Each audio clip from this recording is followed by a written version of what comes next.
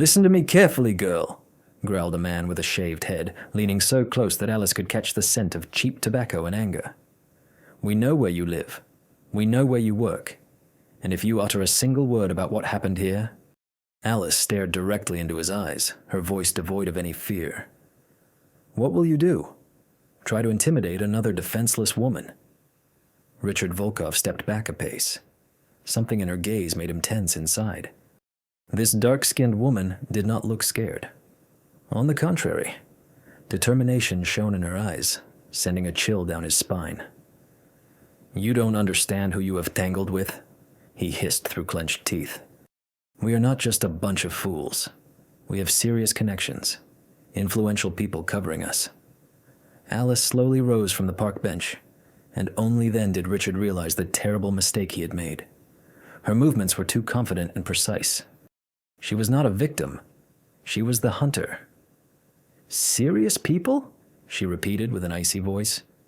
"Then tell them that former Marine Alice Carter is declaring war on them. What comes next will be the most exciting. Stay with us to find out how it all ended, and for now, like and subscribe to the channel so you won't miss the continuation." Alice Carter never thought a typical Tuesday evening in Seattle would become the start of a war. She sat on a bench in a volunteer park, watching the last rays of the sun paint the sky. The waters of Puget Sound shimmered with a golden hue after 12 years of service in the Marine Corps. Life felt familiar, yet fate was preparing challenges that would alter everything, including 3 deployments to Afghanistan. These quiet moments meant far more to Alice than anyone around could understand. She was 34 years old, but sometimes it seemed like an entire era had passed since she first donned the military uniform. Tall and slender, with short dark hair and a scar above her left eyebrow, a reminder of a roadside bomb explosion in Kandahar, Alice had developed an almost supernatural skill of reading people and situations. This talent had saved her life more than once, and today it would prove useful again. Her phone vibrated, displaying a message from Dr. Stephen, her psychotherapist at the Veteran Support Center, asking how her adjustment was progressing and reminding her of their meeting on Thursday. Smiling, she typed a reply. Adjusting as if one could simply get used to having life split into before and after. That moment when she was part of something bigger, when every day had clear purpose and order, and after, when she worked as a security guard in a mall, painfully. Trying to figure out how to exist in a world that felt too soft and carefree after everything she had been through. "I'm fine, Doctor." Sitting in the park, enjoying the silence, she wrote, though inside, something tightened. It was peace she truly lacked. In the military, there was always a next mission, a next task. Here, there was only stillness. Emptiness and memories swept over her at the most inconvenient moments. Alice slipped her phone into her pocket and glanced out the window again. Deep down, she knew she could not simply let go of the past. Constantly working in security and attending therapy sessions, she longed to discover a purpose or meaning in life. But how could she achieve that in a calm world when every decision she made affected someone's life right at that very moment? Suddenly, she noticed 4 men standing near an old oak tree roughly 50 meters away from her. At first glance, they seemed like an ordinary group, but something about their behavior unsettled Alice, as if an internal alarm was about to burst.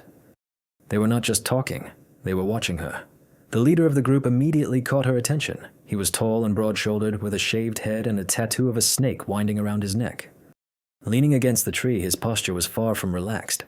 It resembled that of a predator carefully studying its prey. Next to him stood a thin young man with an uneven beard, nervously rubbing his palms. The other 2 looked younger, about 20 years old, wearing smug smiles and poses that clearly aimed to impress the elders. Alice kept her gaze fixed on them but avoided any sudden movements. The military had taught her that if you feel watched, you must not show it.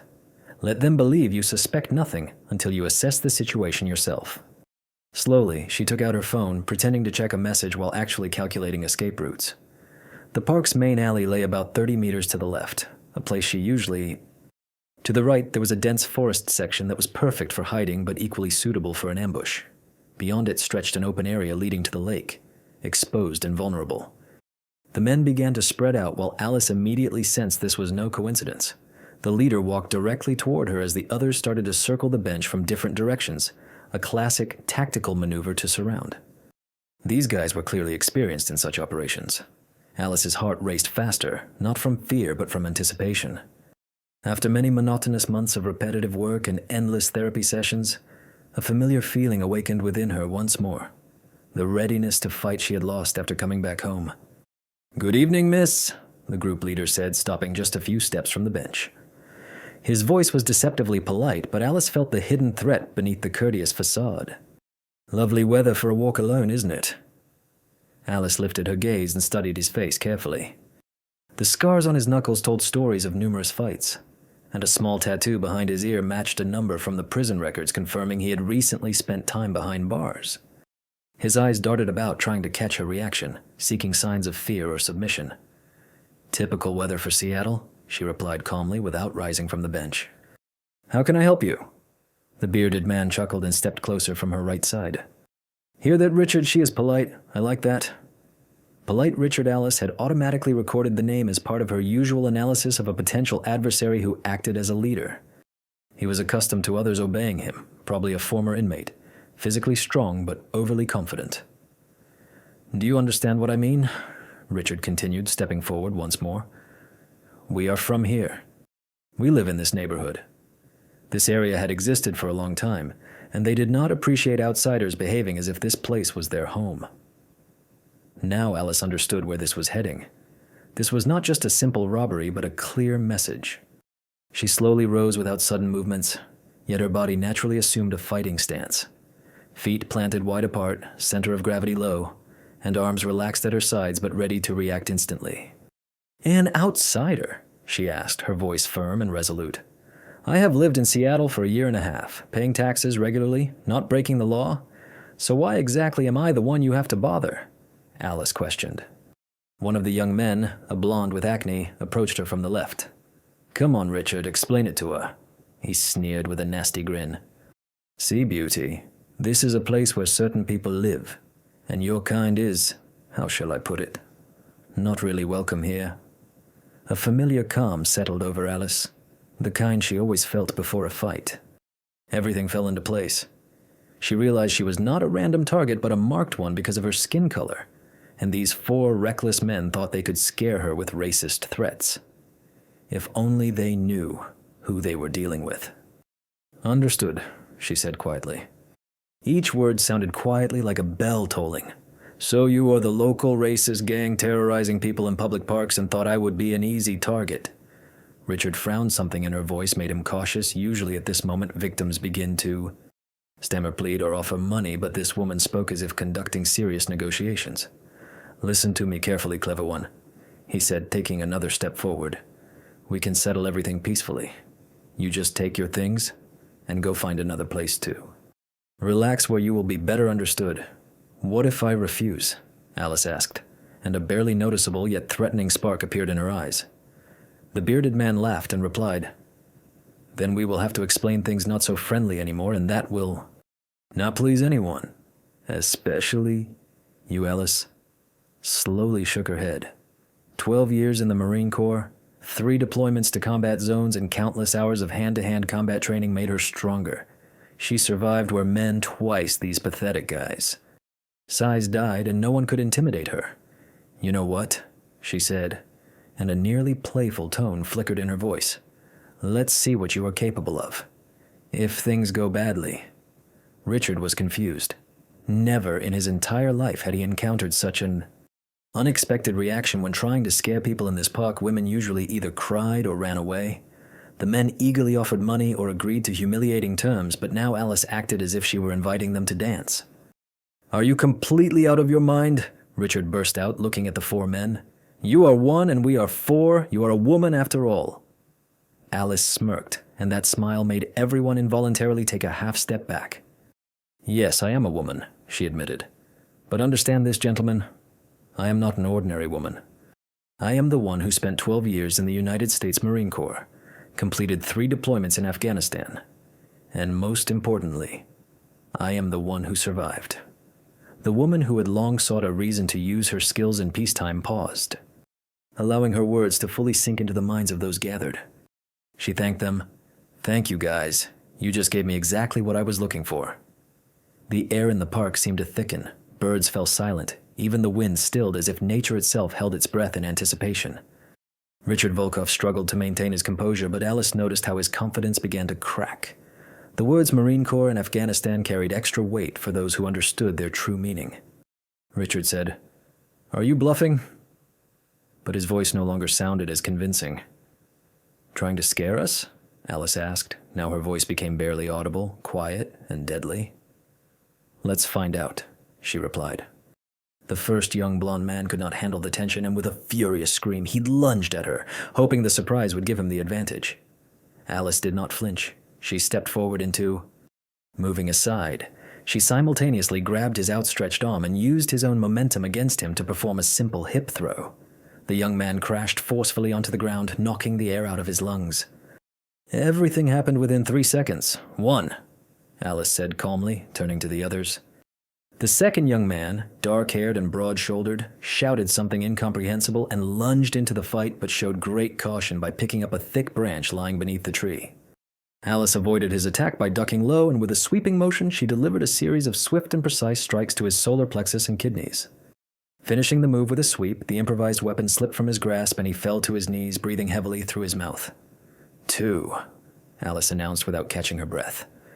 A man with a beard tried to sneak up from behind, but Alice, relying on her many years of combat experience, heard every step. She turned around, blocked his clumsy swing, and responded with a sharp palm strike to his neck, strong enough to temporarily incapacitate him without causing fatal injury. Only Richard, the gang leader, remained standing, watching his defeated comrades. His eyes carried the expression Alice had seen many times in Afghanistan, the moment the enemy realizes inevitable defeat. "So, Richard?" she asked slowly, stepping closer. "Do you still think I am not? Is this person meant for this neighborhood?"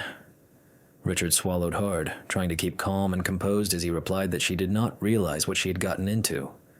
"They are not an ordinary gang. They have the backing of powerful individuals." Alice tilted her head, examining him with keen interest, and urged him to continue. Richard quickly explained that behind them stood wealthy Gekkis and influential figures who paid them to maintain order in certain districts. "We are not just troublemakers. We carry out assignments," he added. Alice paused, understanding that the matter was far more complex than she had assumed, and that she was dealing with something much more serious than common racists. "If they have powerful people behind them," Alice asked briefly, "who is funding Richard?"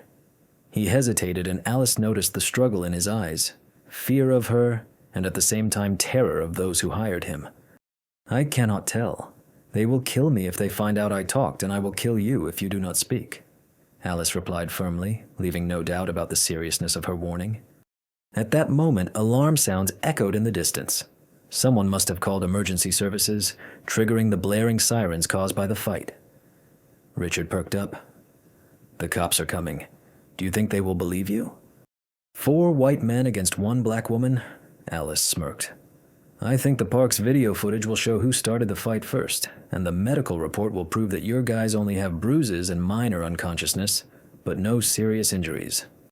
I know well how to inflict pain without leaving marks," she said as the sounds grew louder. Siren Richard realized that time was running out and whispered, leaning closer, "Listen to me carefully. We know where you live and work. If you ever reveal even a single detail about what happened here..." Alice met his gaze steadily and said, "What will you do? Try to intimidate another defenseless woman?" "You do not know who you are dealing with," he growled. "We are not a gang of slackers. We have connections. Important people are on our side." "Important people?" Alice repeated with curiosity. "Tell them that former Marine Alice Carter is declaring war on them?" Richard stepped back, fear flashing in his eyes. Fear took hold of him, but before he could respond, 2 police cars crashed into the park. Officers stepped out, hands resting on their holsters, carefully assessing the scene. Alice was standing in the middle of a clearing next to 3 men who looked dazed and confused. The 4th man, evidently the leader, stood a few steps away, seemingly ready to flee at any moment. The senior officer, a tall man about 50 years old with gray in his hair, loudly ordered, "Show me your hands." Alice slowly raised her hands, maintaining composure. "My name is Alice Carter. I served in the United States Marine Corps. These men attacked me, and I had to act in self-defense," she explained calmly. The officer, Detective Martinez, as his badge read, carefully surveyed the surroundings and the ground at the scene. 3 defeated men lay nearby while a woman remained unscathed, standing alongside a 4th man who clearly wished to be anywhere but there. "Are you hurt?" asked Martinez, stepping closer. "No, sir, I'm fine," replied Alice, the detective. He nodded to his partner, a young officer who began checking the condition of the men on the ground. "They are alive," the officer reported. "Unconscious, but breathing. No visible serious injuries." The acting detective then approached Richard Volkov and asked what he could say about what had happened. Richard hesitated, casting a brief glance at Alice, who stood calm yet with a warning in her eyes. "We were simply talking with a lady," he started uncertainly. "It was a misunderstanding." "A misunderstanding?" Martinez repeated, surveying the 3 unconscious men. "An interesting misunderstanding. Miss Carter, please give your account of what occurred." Alice spoke clearly and briefly, describing the events without mentioning any racial motives or the mysterious, serious men Richard had hinted at. She wanted to understand the situation more carefully at first. Stephen listened intently, occasionally nodding. When she finished, he turned to Richard. "So, Mr. Volkov, do you confirm Miss Carter's version that you and the other 3 approached her first?" Richard faltered again, but admitted they just wanted to talk. Stephen dryly noted that the discussion ended with 3 men in their group passing out. "Mr. Volkov, I believe you and your friends have seriously underestimated Miss Carter." By this time, 3 attackers were beginning to regain consciousness. The blonde was the first to sit up, holding his head and groaning. The dark-haired young man tried to get up but wobbled and fell back to the ground. The bearded man lay staring at the sky as if trying to grasp what had just happened. Stephen said, "All right, gentlemen. I think we should continue this conversation at the station. Does anyone have any complaints about their health? Do you require medical assistance?" All 4 men shook their heads cautiously to refuse. "Excellent, Miss Carter. We will also need your statement. Will you be able to come with us?" "Of course, Detective," she replied. While the police were putting handcuffs on the 4 assailants, Stephen took Alice aside quietly and said, "Listen, I have been with the police for nearly 30 years. And have seen many fights.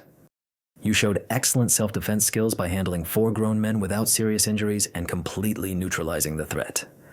That speaks of a very high combat level comparable to the Marines. So, you served for 12 years and managed to go on 3 deployments to Afghanistan," Richard Volkov confirmed, understandingly. Then he asked about the young men they had encountered. "Are they local troublemakers we know well?"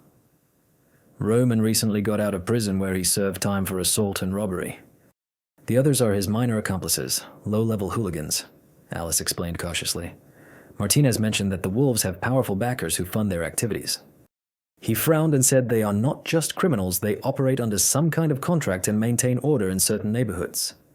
The detective pondered this new information carefully because it mattered a lot.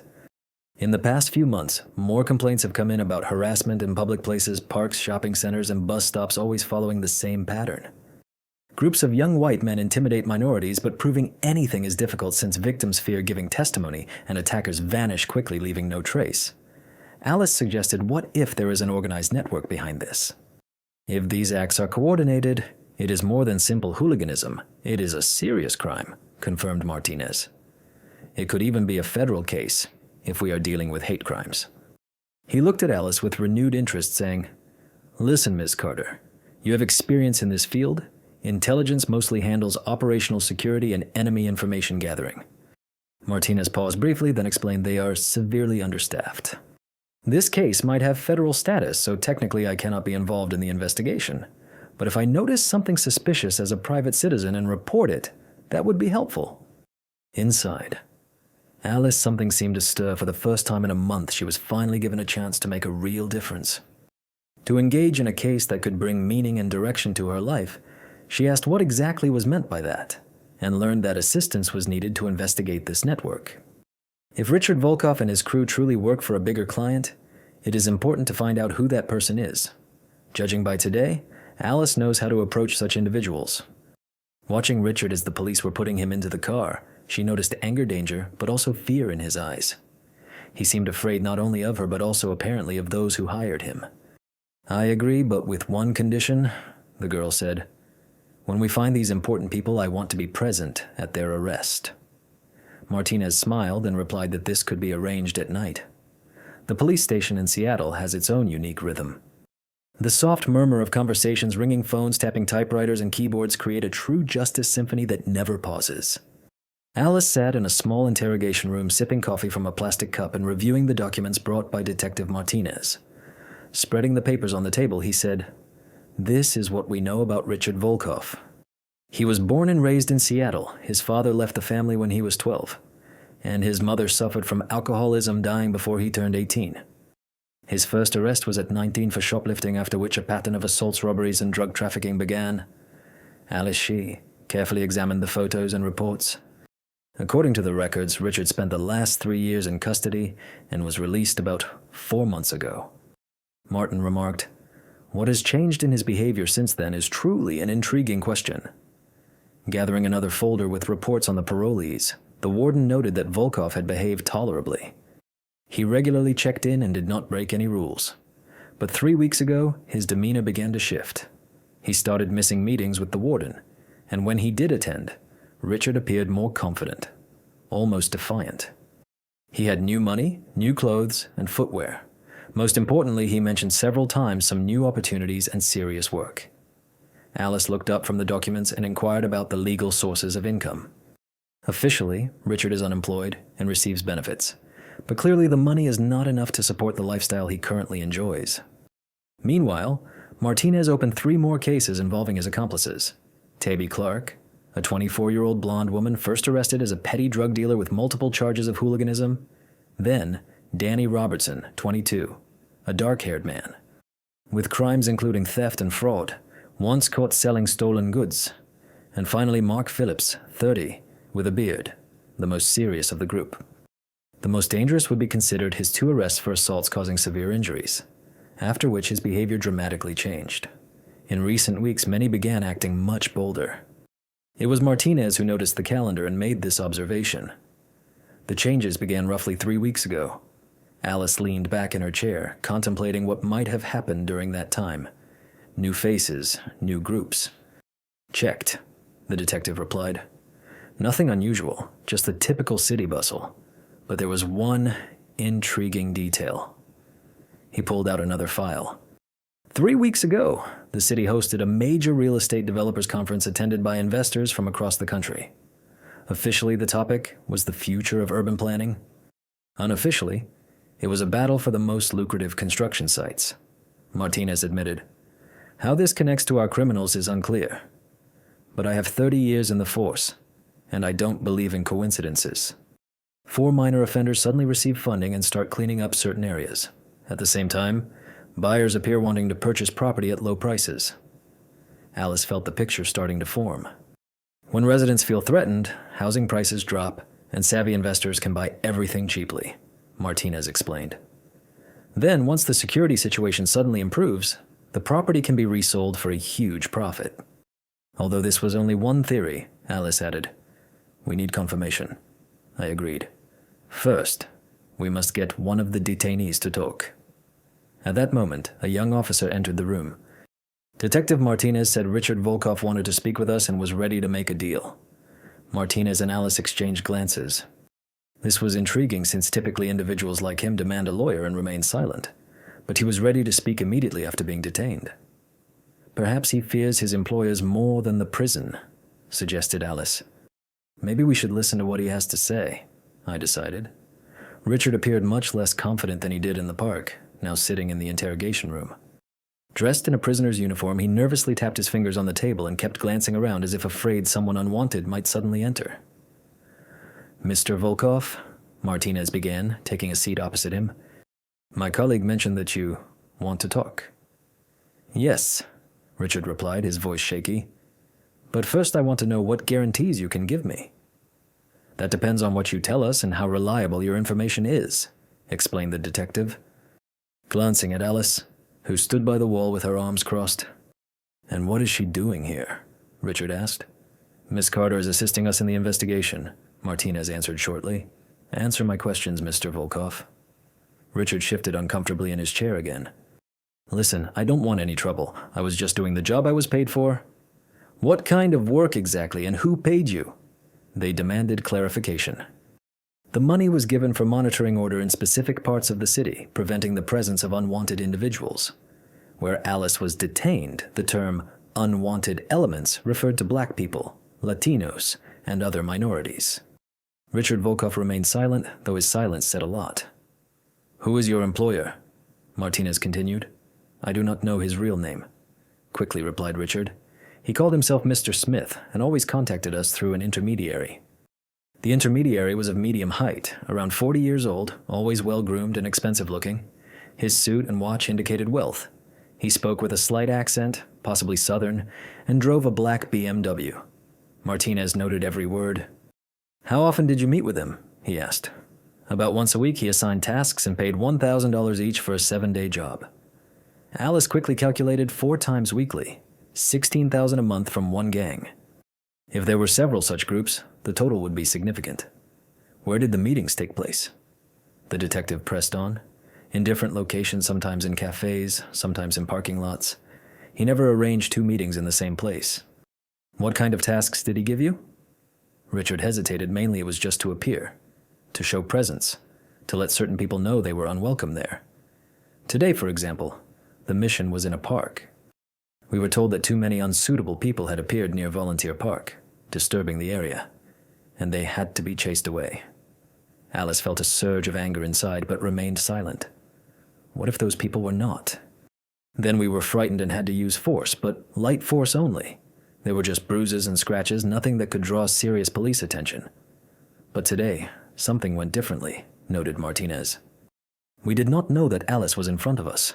Richard looked at her again. "We thought." "We are dealing with an ordinary woman, Mr. Volkov," the detective said firmly. "How many other gangs operate in this city exactly?" "I am not certain," Richard replied.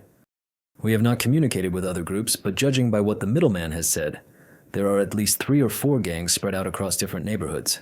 Each one controls its own territory." Martinez exchanged a glance. The grim picture was becoming clearer and causing more concern. "Mr. Volkov, when is your next meeting with the middleman?" "Tomorrow evening at 7 o'clock in the parking lot near the Bellevue Shopping Center," Richard answered. "He expects to see us there." "Yes, we have to report on the mission's progress." Alice approached the table and sat opposite Richard. "Tell me honestly, what will happen if your middleman finds out about your arrest?" Richard turned pale. He hates failures and fears even more when his people fall into police hands. He did not threaten you openly, but implied that those who betray him usually disappear forever. Alice and Martinez looked at each other again. Now it was clear why Richard agreed to cooperate so quickly. "Mr. Volkov," the detective said, "what do you think about helping us catch this middleman?" Richard's voice trembled. "Will you cooperate as usual?" "We will keep watch, and when he shows up, we will detain him.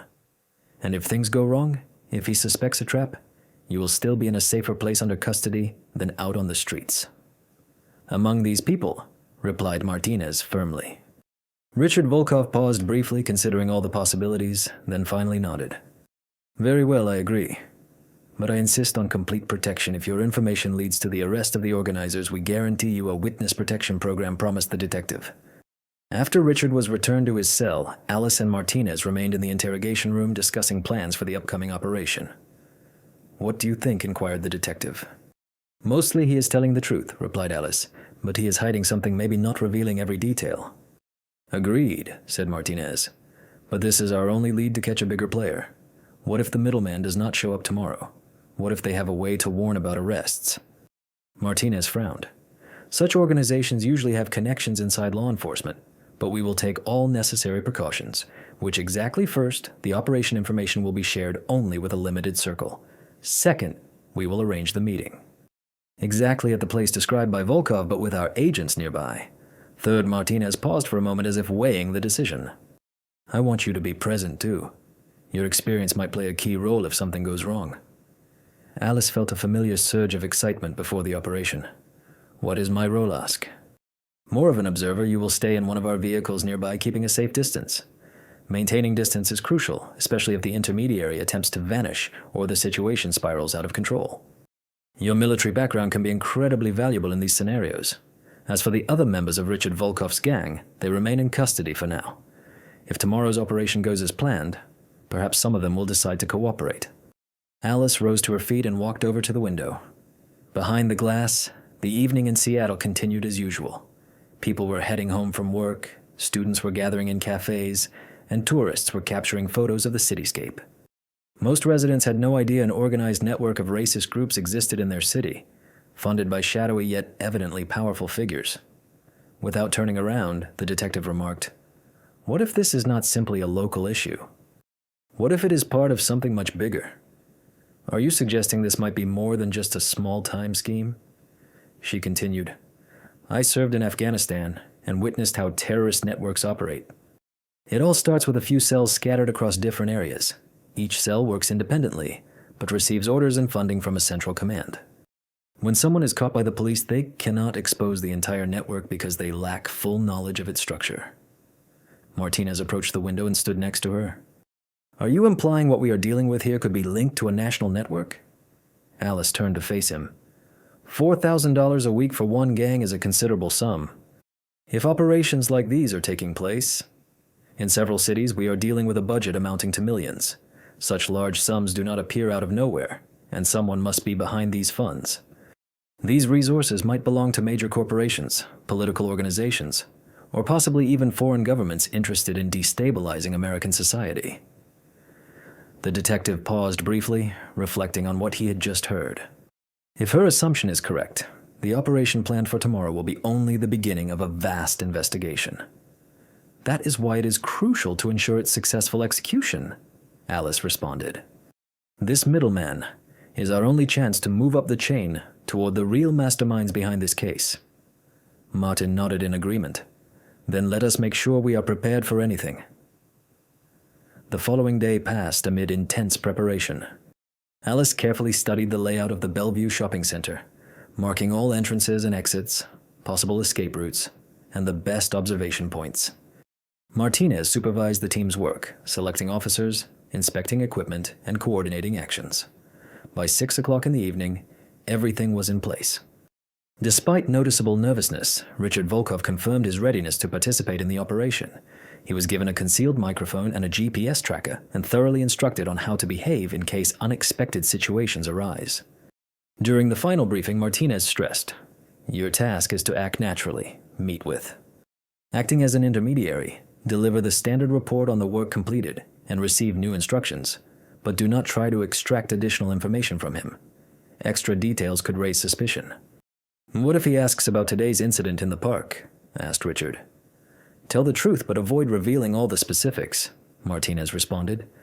"Explain that you encountered much stronger resistance than expected, forcing a retreat, yet the mission was completed overall.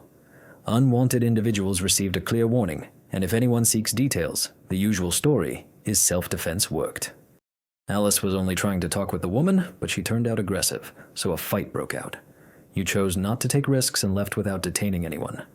The incident did not make the news." Richard nodded, but it was clear he was still uneasy. At 700 in the evening, the team took their positions around the Bellevue shopping center. Alice was inside an unmarked van with Officer Davis, a young cop with 5 years on the force. Through the radio, she overheard colleagues securing the perimeter of the parking lot. "Target 1 is on site," Martinez's voice reported. Richard Volkov had just parked in the designated area. He stepped out of the vehicle and realized the target was alone, which another officer confirmed. Alice watched Richard through binoculars. He stood by the car, nervously smoking a cigarette and constantly looking around. It was obvious he was struggling to stay calm. Managing his nerves, Davis muttered, hoping Richard would hold up, and Alice replied calmly, "He will make it. He has no alternative. He knows this is a rare chance to survive." Time dragged on slowly, from 7 hours and 10 minutes to 7 hours and 15 minutes, perhaps even longer. Davis began to suspect something was wrong and suggested casually that maybe the intermediary was delayed. In operations like this, delays happen frequently. It is uncommon for everything to proceed exactly as planned. At 7 hours and 20 minutes, a black BMW with tinted windows pulled into the parking lot. Alice tensed and quietly spoke into her radio as she focused binoculars on the car. "Possible target, black BMW, but the license plates are hard to see." The vehicle was too distant and the fading evening light offered insufficient clarity. The BMW parked about 50 meters from Richard, yet no one exited. The car appeared motionless while the driver carefully scanned the surroundings. "He is checking the area," Alice noted, her tone professional and alert. 5 more tense minutes passed, until finally the BMW's doors swung open. A man of average height wearing a dark suit matching Richard's description stepped out slowly, pausing every few steps to look around. There was no doubt he was a seasoned expert. Alice murmured, "The man clearly senses something is off." The intermediary approached Richard, and their conversation began through a concealed microphone, allowing Alice and her entire team to hear every word. "You are late," the intermediary said calmly with a hint of threat. Richard replied, "I apologize." "Sir Traffic," replied Richard, attempting to keep a casual tone. "How is the progress with the assignment?" The interlocutor asked, "Overall, it is done. We worked around the park and made it clear to the locals that their presence there was unwelcome," reported Richard. "Overall?" the intermediary inquired again with noticeable caution. "What does that mean?" he added. "There was some resistance. One woman turned out to be more aggressive than we anticipated, but we quickly explained to her that such behavior was unacceptable." Silence followed, and Alice watched as the middleman intently studied Richard's face as if trying to uncover the truth in his words. "Aggressive woman," he finally said. "More details." Black. "Woman in her early 30s with an athletic build. When we tried to speak to her, she flared up and even attempted to attack us. We had to show that we were not joking, after which we left to avoid unnecessary fuss. Nevertheless, she got our hint. Prolonged pause ensued, and the tension grew with every passing second. Richard, the middleman, quietly asked, "Are you sure you told me everything?" "Of course, sir. What is the problem?" "Perhaps my people have information that the police were active in the park area yesterday. Something related to fights and arrests."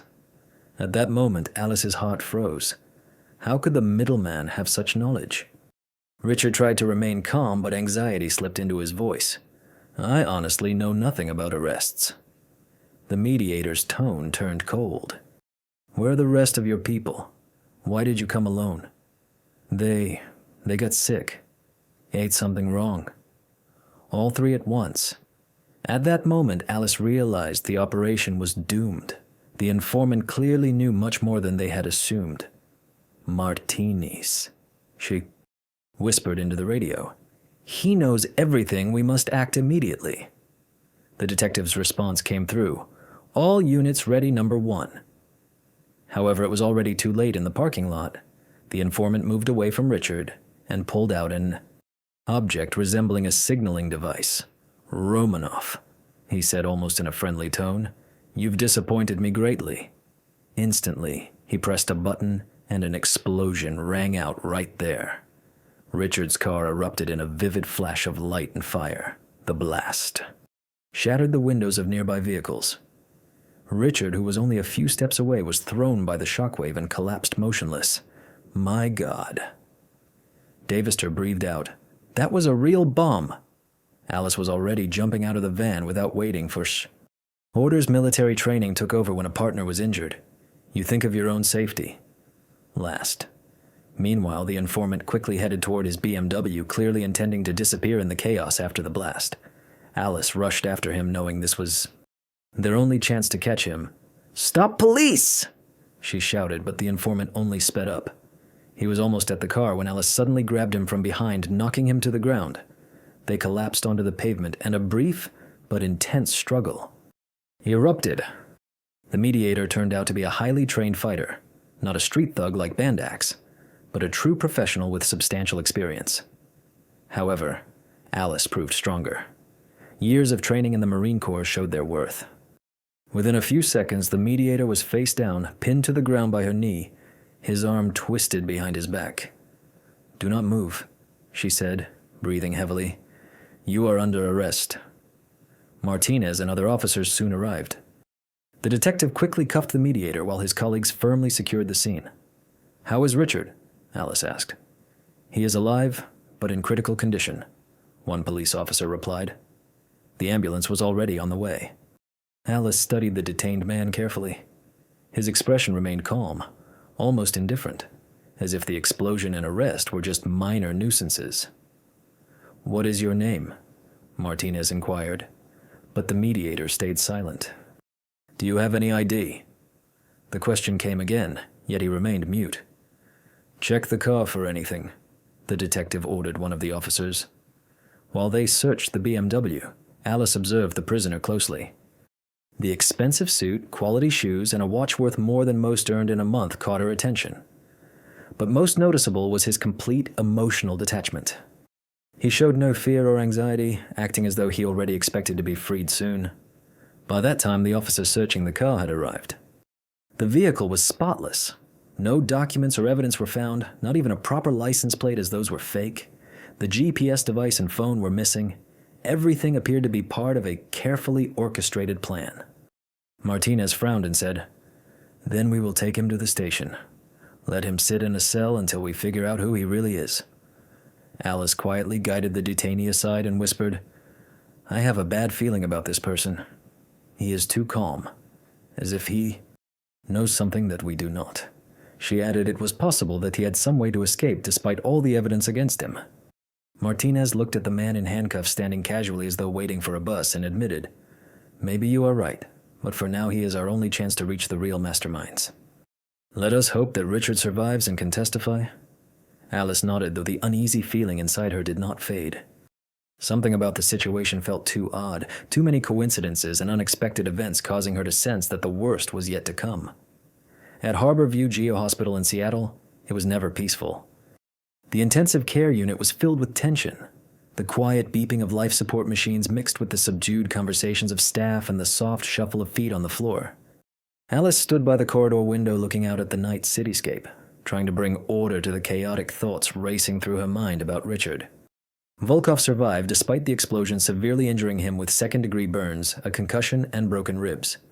The doctor said he was incredibly lucky because if he had been just 1 meter closer to the car, he would not have made it. Detective Martinez handed Alice a plastic cup filled with hot liquid. "Thank you," she accepted, but did not drink, her stomach twisted with anxiety. "What about our anonymous informant?" "He is silent as the grave," Martinez replied, leaning on the windowsill. He had been interrogated for 6 hours and had not uttered a single word, not even his name. Fingerprints yielded no results. He was not in the database, and photos did not help either. As for the car, the license plates were fake and stolen. The explosives found in Richard's car were professionally made with remote control. Such devices cannot be bought from the black market around the corner. Alice slowly turned to the detective and said, "We are dealing with someone who is not local. An organized crime group is far more serious than just a series of isolated crimes," the detective said in a tired voice. "I have already contacted the FBI. A federal agent will arrive tomorrow to coordinate the investigation. Meanwhile, our suspect is in a cell awaiting further instructions. He is currently held in solitary confinement under heavy guard, but I have a feeling he is just stalling for time. This is the detail that worries me the most." At that moment, Dr. Christina Lee, the neurosurgeon who had operated on Richard Volkov, approached the detectives. "Detective Martinez, your patient has regained consciousness and wants to speak with you," she informed Alice and Martinez. They exchanged a glance. "Is he able to give a statement?" one of them inquired. "Briefly, yes, but he is very weak," she answered. "Limit the conversation to 10 minutes, the doctor advised. Richard looked as if he had been through hell and barely escaped. His face was covered with bandages, his left arm encased in a cast, and tubes and wires from medical equipment protruded from various parts of his body. Yet his eyes were clear and filled with determination. "Detectives," he rasped the moment Martinez and Alice entered the room. "I need to tell you something I have not revealed before." "We are listening," Martinez said while pulling out his notebook. "The intermediary is not just an intermediary. I recognized him before we were recruited. He appeared on local television news several months ago speaking about city projects and investments." Alice stepped forward. "Are you certain?" she asked. "Absolutely," Richard confirmed. "Back then he had a different style, a mustache. But that is definitely him. I have a good memory for faces. Do you remember the context in which he appeared on the broadcast? The news did not mention any new construction projects or land acquisitions, at least not as I recall. But everything was connected to real estate," Richard added. Martinez quickly jotted down notes. Something else came to mind when Richard tried to sit up, but pain forced him back down after the explosion. Lying on the ground, I overheard him talking on the phone. He said something like, "Plan B is activated, moving to the next step. Yes, Plan B." And then mentioned a name, something like STN. No Stanford? Yes, Stanford. Alice and Martinez exchanged glances. Finally, they had a lead. "Richard," Alice said, "this is very important information. Is there anything else you recall?" He mentioned that the shipment needed to be delivered tomorrow and gave an address on First Avenue in downtown. I did not catch the exact details, but it was near Pike Market. He said it was opposite the fish market. "Excellent," Martinez responded. "Richard, you have been very helpful. Now rest up and recover." After leaving the ward, the detective immediately took out his phone. "I need all the information about the person named Stanford connected to real estate in Seattle," he said into the receiver. "Send me the local news archives from the past 6 months, all documents on urban development and investments." While Martinez coordinated the data search, Alice pondered what they had just uncovered. Plan B, the next phase, the shipment. Everything seemed to be part of a large, carefully planned operation. "Alice," the detective called her after finishing his call, "I have an idea. Do you want to go to Pike Market?" "Why?" she asked. "Our unknown contact mentioned an address on the other side of the fish market. It might be worth checking that area in case we find something." At 10 o'clock in the evening, Pike Market looked completely different than during the day, full of shadows and hidden corners. During the day, instead of a crowd of tourists and noisy vendors, there was almost complete silence here. Most of the shops were closed, and the few passers-by hurried along on their own business. Alice and Martinez moved slowly along First Avenue, observing the buildings across from the famous market. Office complexes, small boutiques, a handful of eateries, nothing out of the ordinary. "Are we looking for something in particular?" Alice asked. "Honestly, I'm not sure," the detective replied. "Something connected to Stanford or the goods expected to arrive tomorrow." After covering about half a block, Alice noticed a black van parked in a narrow alley between two buildings. On its own, such a van was not unusual, but something about it caught her attention. "Martinez, look at that van," she said quietly. The detective glanced toward where she was pointing. "What makes it so special?" "For one, it is parked in an inconvenient spot for ordinary parking. Secondly, take a look at how it is positioned. It has a clear view of the main entrance to one of the buildings as if someone is watching over it." They carefully approached, and the van turned out to be empty, but Alice noticed the locks on the rear doors looked new and very sturdy. "These locks are too heavy-duty for a typical van," she observed. Martinez walked around the vehicle, recorded the license plates in his notebook, and said, "We will check the database." At that moment, a man dressed in dark clothing emerged from the building opposite. He looked around and headed straight toward the van. "Hide quickly," Alice whispered. Alice dragged Martinez around the corner of the building as they watched a man unlock a van using some kind of electronic key. He peeked inside, then after a while closed the door and went back into the building. "What was he checking?" Martinez muttered. Alice added, "And why does a regular van have such an expensive lock?" "Detective, it seems we have found the place where the goods are supposed to be delivered." "Possibly. But what kind of cargo is it?" Martinez asked. Alice glanced at the building the man came out of. It was an ordinary office center, nothing remarkable. However, now that she knew what to look for, she noticed details she had missed before. "Martinez, look at the windows.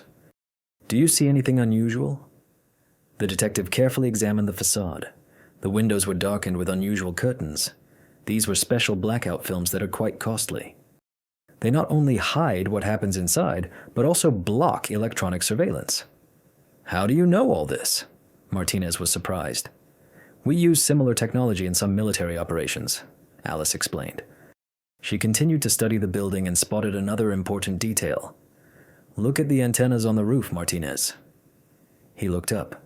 There were too many antennas for a simple office, far more than usual. "This equipment is for professional communication," Alice said. The detective took out his phone and said, "I need information about this address." He named the building, asking who rented the offices, who owned it, and investigating the rental history for the past year. While he spoke, Alice kept watching the building. Something was definitely wrong. Too many security measures for a regular office. Far too many. Be careful, Martinez said, concluding the conversation. This building belongs to the Seattle Development Group, and most office spaces there are leased to various organizations. However, the entire 4th floor is occupied by Stanford Investments. Alice felt her heart tighten. It seemed like something significant was happening at Stanford. Martinez glanced at his watch. It was almost 11 in the evening, yet the office lights were still on. What could they be doing at such a late hour? Perhaps preparing something that cannot be done during daylight. We need a search warrant, he said. On what grounds? We only have guesses and the words of a dying man in the hospital. Martinez frowned. Alice was right. There was little evidence to obtain a warrant. Then what should we do? He asked. Surveillance? Alice responded, looking intently at him. Around-the-clock surveillance, sooner or later, they will take an action that will give us a reason for a warrant. We don't have the resources for constant watch. I can do it, Alice interrupted Martinez. I'm ready to keep watch at night. I have experience in long-term surveillance. The detective doubted the plan was safe. If they notice you, they might retaliate. They won't see me, she said confidently. At that moment, Martinez's phone rang. He answered and instantly paled. I understand. We're leaving, he said, turning to his partner. Our anonymous informant was found dead in the cell just half an hour ago. Alice felt a chill. A chill settled in Richard's stomach as the cause of death remained unclear, with no visible signs of violence. They hurried towards the car, while dark thoughts swirled in Alice's mind. The death of the only witness could not be a mere coincidence. Someone had meticulously erased all evidence, executing their plan with great skill. Martinez, she said as she got into the vehicle. Don't you think we're caught up in something far more serious? This is no longer just a feeling, the detective replied gloomily, starting the engine. An undefined anxiety creeps over me. The police. Station, resembling a restless hive at midnight, was full of tension. The death of a detainee in custody always triggered chaos. Investigations had to begin, authorities informed, and preparations made for potential accusations of negligence. Alice stood in the corridor next to the cell where their nameless intermediary had been only hours earlier. Crime scene specialists were working there now, photographing every inch, collecting samples, and searching for clues. Preliminary medical report, Martinez said, approaching with a folder in his hands. Death was caused by cardiac arrest induced by an unknown poison, no signs of struggle or external injuries. How could the detainee have obtained poison while locked? Inside the cell? It was a perplexing question. The cell had been inspected multiple times, as had the food and water, while visitors were also thoroughly checked. He had none. Alice began to consider his personal belongings. A standard wallet, keys, a watch, all taken during arrest and stored securely in a special safe. Show me the watch, she requested. Martinez led her to the evidence room. In a room filled with physical evidence, Alice carefully took out a clear bag containing costly Swiss watches. She examined them closely through the plastic wrap, noting that these were expensive timepieces. But look at his wrist, she thought. Studying the arrest photos, Richard Martinez observed a mark on the wrist that suggested something more delicate, as if he had been wearing different watches and only put these on deliberately. Perhaps something concealed was hidden inside these watches, a tiny capsule with poison designed to activate and then break down after a set period following its initiation.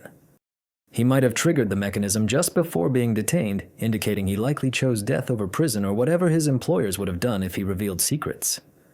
Martinez fell silent, contemplating Alice's revelation. So once again, there are no living witnesses, but we do have the building on First Avenue and the firm called SNF Investments. Alice, the detective, looked him squarely in the eye. Maybe it would be better to wait for the FBI agent. This clearly goes beyond local jurisdiction. But what if waiting means it's too late, she argued. Remember, the intermediary mentioned a delivery scheduled for tomorrow. If we hold off for federal agents, we could miss something crucial. What do you suggest? Martinez asked. I think we should head to the building right now. Not for a formal inspection, but simply to see what's happening there, she replied. Martinez hesitated, aware Alice was right and that timing might be vital, yet he also knew unauthorized actions could jeopardize the case in court. Finally, he agreed. All right. They agreed to only observe without attempting to enter or make contact with the suspects. After half an hour, they found themselves once again opposite the building.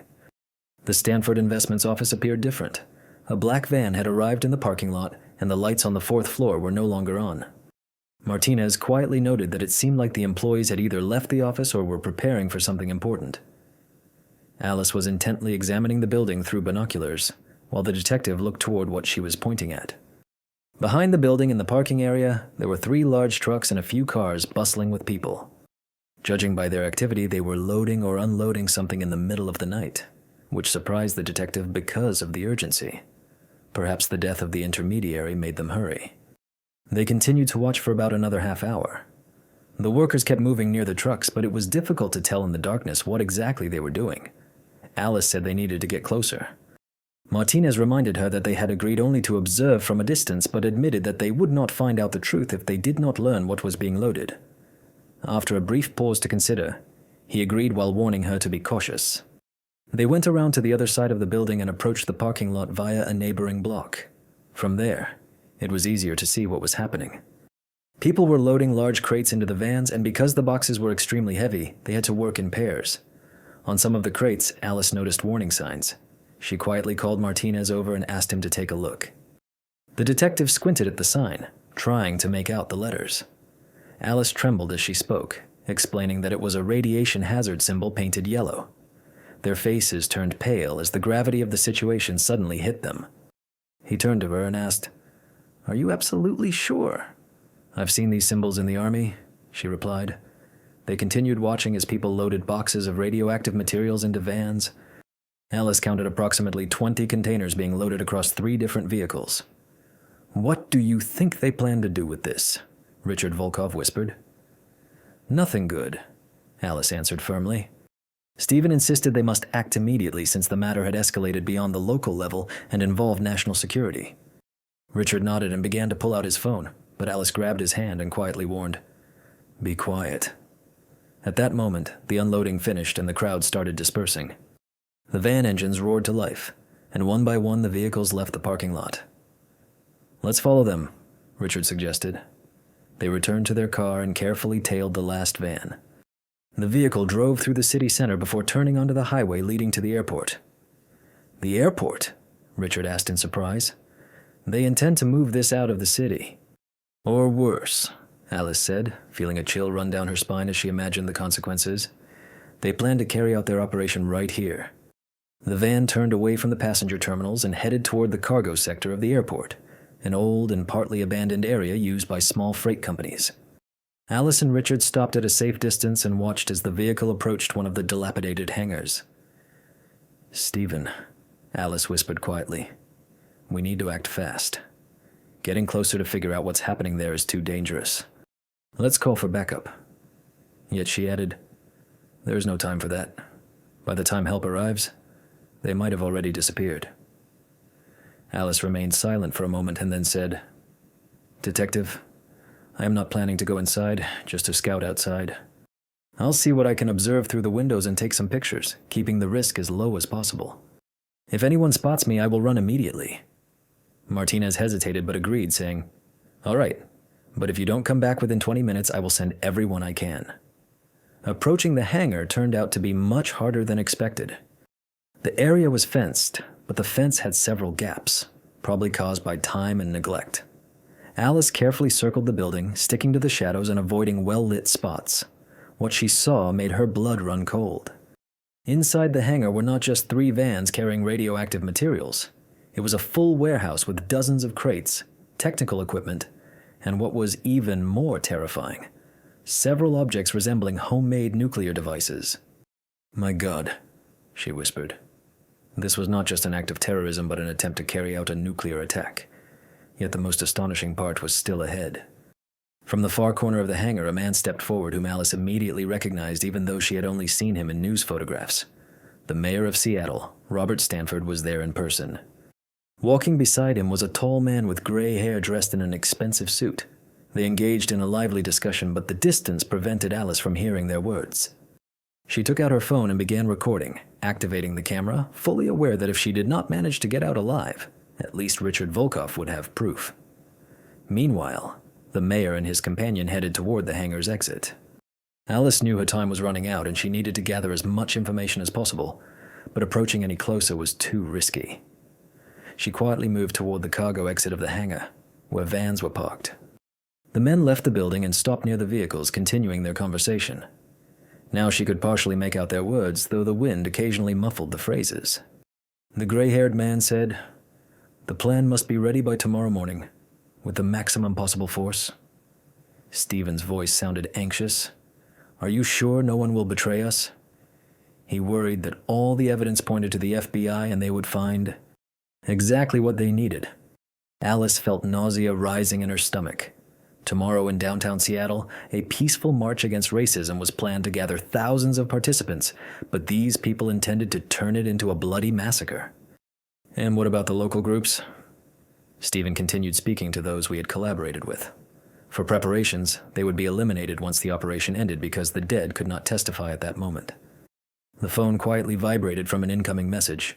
The sound was barely audible, but in the nighttime silence of the hangar, it echoed like a gunshot. The conversation inside stopped immediately. "What was that?" the gray-haired man asked. "I do not know. Check the perimeter," they responded to him. Alice realized she had been spotted and quickly sent the recorded video to Richard Volkov, preparing to flee. But it was already too late. Late at night, a voice called from behind, "There she is." Alice darted into a run but was instantly surrounded by 3 armed men, experienced professionals, not some amateurs like Richard Volkov's gang. One of them shouted, "Stop, or I will shoot!" Alice froze, raising her hands. They led her back into the hangar where Stanford and his companion were already waiting. "Alice Carter," the gray-haired man said, as if they had known each other for years. "A former Marine, now a police consultant from Seattle. You have caused us a lot of trouble in the past days." "How do you know me?" Alice asked, trying to buy time. "We know everything about you, Miss Carter." The man introduced himself as Daniel Craig, the Minister of Internal Security of Washington State. He was the one behind the entire operation. At that moment, Alice's world turned upside down. How could the Minister of Internal Security, the person responsible for the protection of citizens, might have been a cover for planning a mass murder? "Why do you need this?" she asked with difficulty. Craig grinned, saying, "Money, power, and control are the oldest motives in the world. You see, Miss Carter, democracy is extremely inefficient. Too many opinions and disputes. But a crisis brings people together. It forces them to give up freedoms for security. Are you ready to kill thousands of innocent people for that?" "These are necessary sacrifices," he said coldly. "After tomorrow's terrorist attack, Americans will demand harsh measures, expanded authority for intelligence agencies, restrictions on immigrants' rights, and increased surveillance. Control will be in our hands, and we are ready to give them exactly what they want." Stanford appeared less confident, and Daniel suggested, "Perhaps the scale of the operation should be reduced, considering so many victims." Robert interrupted him. Sharply, "This is not a time for doubts. You are already deeply involved in this, as well as your investments in real estate, which will significantly increase in value after the city's reorganization." Alice understood another key point of this mystery. Stanford used racist groups to artificially lower housing prices in certain neighborhoods, and then bought them cheaply. The attack was supposed to give him the opportunity to completely rebuild the city center according to his own plans. "You two are true monsters," Alice declared. Craig replied, "We are simply realists. Now we have a new task. What to do with you. The Seattle police are already looking for me. If I disappear, we do not intend to kill you, Miss Carter. We have other plans." "There is a more sophisticated plan," Craig said, nodding to the guard who brought a metal case. "Here is the point," the minister continued. "Tomorrow morning the police will find your body at the explosion site along with documents proving that you were the mastermind behind the attack." The embittered war veteran who faced racism decided to take revenge. "No one in society will doubt this except us. We have meticulously crafted your backstory. Psychological trauma from service, difficulty adjusting to civilian life, radicalization through the internet, the perfect profile of a domestic terrorist." The guard opened the case and Alice saw a syringe filled with a clear liquid. "This is a fast-acting sedative," Craig explained. "You will simply fall asleep, and upon waking you will find yourself in a better place." "Wait," Stephen interrupted. What if the detective already knows her location or is on his way here with... Back up. Craig took out his phone and immediately dialed, asking for Martinez's whereabouts. Hearing the response, he thanked the person and hung up. Then he turned to Stephen and said that Detective Martinez was currently occupied with an urgent matter, investigating an armed robbery at the opposite side of the city. His colleagues at dispatch had made sure he was fully engaged. Alice felt despair. Martinez will not come. No one will come. She was left alone against the entire corrupted system. At that moment, the guard approached her with the syringe, but suddenly a deafening explosion rocked the hangar. The massive hangar doors blew off and a squad of fighters stormed inside. Dressed in black, the order came sharply, "Everyone get down on the floor!" And chaos erupted into a fierce gunfight. Craig's guards opened fire, but the federal agents were better trained and equipped. Amid the confusion, Alice managed to escape and took cover behind one of the crates. At that moment, a familiar voice rang out. Detective Martinez was fighting his way through the gunfire to reach her. She exclaimed, "You're all alive and well." He replied, "Yes, but we need to stop them. Tomorrow they plan to detonate a nuclear device during the march." "We know. Your video already reached the FBI," she answered. The shootout lasted several minutes, though the outcome was clear. Craig's guards found themselves surrounded and had no choice but to surrender. The minister and the mayor of Stanford were apprehended without any resistance. When the smoke finally cleared, Alice was sitting on the hangar floor, leaning against the wall, breathing heavily. The adrenaline was slowly fading, leaving behind a deep exhaustion and the realization of how close they had come to disaster. She asked Martinez, "How did you find us?" He explained, "I immediately sent your video to the FBI. When you did not return at the agreed time, I knew something had gone wrong. The feds were already monitoring suspicious activity in the area after the intermediaries' deaths. Your video turned out to be the last signal. They raised all nearby teams on alert. The reported robbery turned out false, but I only understood when you disappeared. I contacted federal agents right away, and we tracked your phone's GPS location." A tall man in a bulletproof vest approached them, introducing himself with a firm tone. "Miss Carter, I'm Agent Wilson. I want to emphasize that your actions today have saved thousands of lives," he said. Alice nodded but felt no joy. "What is the situation with the nuclear devices?" she asked. "The bomb disposal experts are already on it. Preliminary findings show these were homemade radiological devices, ordinary explosives mixed with industrial radioactive materials, likely stolen from medical equipment or construction sites. This is extremely dangerous if detonated, though not on the scale of a real nuclear bomb. Still, it was more than enough for their plan," he explained. "Had they exploded a device in the city center, there would have been many casualties not only from the blast, but from radiation exposure, panic, and chaos. The city would have been crippled for months," Agent Wilson added after a pause. He then shifted the topic. "Miss Carter, I have a proposal for you. The FBI is always looking for specialists with skills and experience like yours," he offered. Richard Volkov, standing nearby, repeated the invitation. Alice glanced first at him, then at Detective Martinez, and finally at the arrested Craig and Stanford, who were being led away in handcuffs. "Thank you for the invitation," she replied steadily, "but I believe my mission here is not yet complete." 3 months later, Alice Carter found herself once more on the same bench in the volunteer park where everything had started. This time she was not alone. Detective Martinez stood beside her while a group of new police academy cadets were gathered a short distance away, all learning under Alice's guidance. The trial of Craig and Stanford was set to begin in 1 week amid clashes with organized crime. The charges involved terrorism, conspiracy aimed at mass killings, corruption, and numerous other accusations. The defendants' lawyers attempted to negotiate a deal with the prosecution, but they remained firm. Richard Volkov survived and agreed to testify in hopes of receiving a lighter sentence. Other members of his gang also chose to cooperate with justice. It became clear that similar groups operated across the country, backed by a network of corrupt officials and businessmen. "What do you think?" Martinez asked. "Did we really succeed in stopping it? Or are we just seeing the tip of the iceberg?" Alice glanced at the children playing, families enjoying the warm sunny day, and people of various nationalities peacefully living together in this place. "We have ended a specific threat," she replied. "But you are right. It is only part of a larger problem. People like Craig do not vanish forever.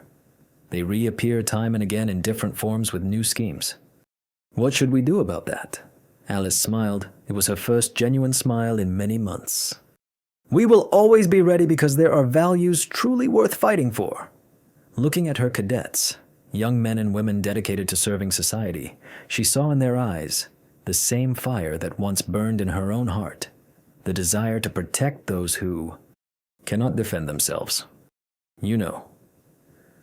Martinez, she began cautiously when I returned from Afghanistan. I believed my war had ended and I would no longer have to fight. Yet now I realize that the fight for justice never truly stops. It simply shifts the battleground at times. At that moment, Maria Gonzalez approached them, a young Latina cadet who chose to join the police after her family faced eviction from their neighborhood due to the actions of Richard Volkov's gang.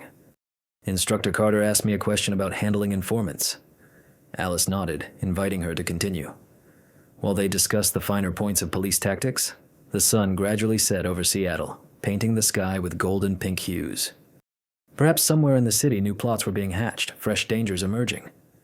But here, in this park where Alice's new battle had begun months ago, she was certain of one thing. She was ready to face any enemy because some fights are far too important to lose. That evening, when Alice returned to her apartment, a message awaited her on the answering machine from Dr. Stephen, her psychotherapist. He said, Alice, I saw the news and want to tell you how proud I am of who you have become. Your journey from a traumatized veteran to a true hero proves healing is possible when you find the right purpose. Call me when you are ready to talk about what happened. Alice smiled as she deleted the message. Healing was real. The doctor was right. She was no longer the same. Once a lost veteran unsure of her place in a peaceful world, Alice had now become a guardian with a clear mission. On the table lay a letter from the FBI containing an official job offer, an invitation from the Seattle City Hall to lead a new initiative aimed at combating domestic terrorism, as well as a letter from the Pentagon offering a position in military. Intelligence? Alice glanced at the 3 envelopes but did not open them. Tomorrow would bring new decisions, and for now, she just wanted to enjoy the silence knowing that Seattle was safe. Outside the window, the city moved on. Cars drove along the streets, lights glowed inside homes, and people returned from work to their families, living the simple, peaceful life she and Agent Martinez, alongside the FBI team, had fought to protect. Alice understood she would guard this world again and again, no matter how long it took, for this was the purpose she was born for. Suddenly the phone rang, interrupting her thoughts. The screen showed Martinez's name. The detective's voice was tense when he said, "We have a problem. I just got a call from Portland where a group is operating with the same pattern as Roman Volkov's gang." Alice felt the familiar flutter in her chest and said, "A new mission, new people to protect."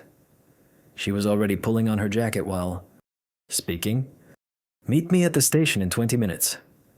After hanging up, she paused briefly before the mirror. The woman reflected back was no longer a broken war veteran. She was Alice Carter, a defender of justice. A hunter of those who believed they could spread evil without facing consequences. Her mission was only beginning.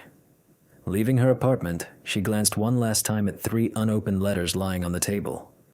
Each letter offered a different future, but she already knew which path she would choose. A future where she would always remain herself, always a soldier. In the war for truth, the door quietly shut behind her, and Alice Carter vanished into the night city, ready for a new challenge, a new battle. Evil never sleeps, but neither do the defenders of justice. As long as there are people like Alice Carter in the world, darkness has no chance of triumph. A year and a half after the events in Seattle, Alice Carter stood before the United States Congress, giving testimony about the rise of domestic terrorism. During that time, she had worked with the FBI as a consultant, helping to dismantle several similar groups across various states. Her report laid the groundwork for a new federal law aimed at combating homegrown terrorist organizations. While answering senators' questions, she felt the weight of responsibility towards the nation and the people she had promised to protect. Under the flashing cameras, she did not focus on laws or politics, but recalled that very park in Seattle where it all began. There, 4 racists chose the wrong target, and a chance encounter changed not only her fate, but also the lives of countless others. "Senators," she declared into the microphone with a firm, determined voice, "evil will always seek ways to harm the innocent, but as long as there are those ready to stand firm, To defend justice as long as there are people unwilling to become easy prey. Without unity, there is no future. These words echoed through the hall in our country where applause broke out. Yet Alice did not notice. Her mind was with her trainees, Detective Martinez in Seattle, and everyone who stepped onto the streets daily to protect those who could not defend themselves. Her fight continued, and she was determined to battle until the very end. Music